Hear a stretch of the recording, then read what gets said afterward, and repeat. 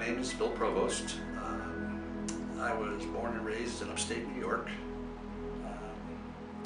My mom and dad were both active alcoholics. My mom was never there, and my dad was never there because he was always out drinking. So I have two younger siblings, a brother and a sister. So I kind of became the father and the mother of the household at a very early age. I had an uncle that moved in, my mom's brother, moved into our house, and he was alcoholic also. And he would have me run to the store, back and forth to the store for him and get his beer. And for doing it, he would give me a couple of beers. So in the process, I started getting a taste for the alcohol. And by the time I was 12 years old, I was a full-blown alcoholic.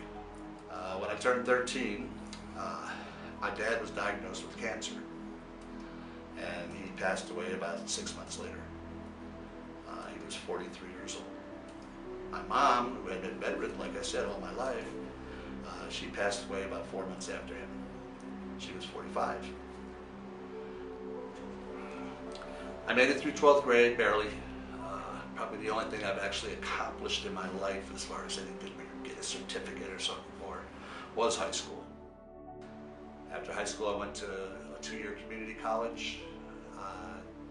I stayed in that college for about 1 year and 3/4. So about 6 credits shy of getting a 2-year degree.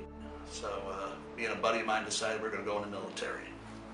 So we quit school and joined the Air Force. So in the Air Force for 2 years and 8 months and was honorably discharged, surprisingly, because of drug and alcohol abuse. I was pretty reckless, still heavily active in my addiction.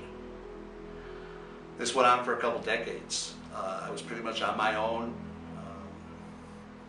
bouncing around from state to state, town to town. In 1990 is when everything kind of came to a head. I was living in Las Vegas, Nevada. I take that back. I was living in Santa Barbara, California, and I was just crazy with the drugs and alcohol. And I ended up in Santa Barbara's Mission, where it was the first time I'd actually gotten clean and sober. And I wasn't in any kind of program. It was more of like kind of like a homeless mission. And I had to go to a couple of Bible studies during the day, stuff like that. But that was pretty much it. And I got a good job through there, managing a restaurant. And I got that first paycheck, and it was time to go to Las Vegas and double my income. I got there and just went crazy. That was my town, the only place I'd ever been in my life where people were willing to get me drunk for free. So I went crazy in there. And in 1992, I again crashed and burned. It's the first time I'd ever ended up in a county jail, and I told myself I was never going to have that happen to me again. Over the years, I've spent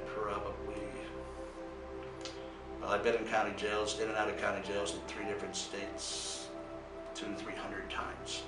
As crazy as that sounds, it's the truth. I was a hardcore alcoholic living on the streets, and everywhere I went, I was arrested for being drunk in public. Then finally, I crawled into a Salvation Army. And I say that literally because I had been attacked the night before and beaten down really bad. And I didn't have any ID or nothing like that, and they took me in as I was. Ended up becoming a staff member there. I went through their 6-month program and became a staff member for them, and I worked as a staff member for them for just shy of 14 years. And through that time I got married, had a child, been clean and sober the whole time I was there, and life was looking really good. And I got off the highway one day coming back from lunch. I was in my truck and came to a stop at the bottom of the exit ramp, and the guy behind me, who was drunk, kind of ironic, slammed in the back of my truck doing about 80 miles an hour and broke my back in 3 places. I ended up in traction for 6 months. I was paralyzed from the breast down for 4.5 months, and told I was never going to walk again, but through prayer and intervention, you know, God saw fit to give me my legs back.